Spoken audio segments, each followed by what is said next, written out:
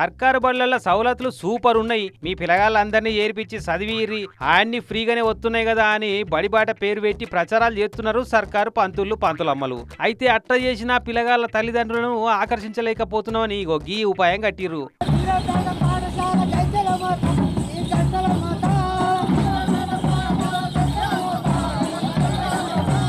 ఖమ్మం జిల్లా కూసుమంచి మండలం జుజ్జులరావుపేట ఊరి సర్కారు బడి సార్లు టీచర్లుండి ఊళ్ళో ఉండే కళాకారులతోటే పాటలు పాడించి పాంప్లెట్లు పంచిపెట్టి ఫ్లెక్సీలు కొట్టించి ఊరంతా తిరుక్కుంటా ప్రచారం చేస్తున్నారు. గిట్లా 3-4 రోజుల సంది ఊరంతా తిరుక్కుంటా బొట్లు పెట్టి మరీ ప్రచారం చేపిస్తున్నారు.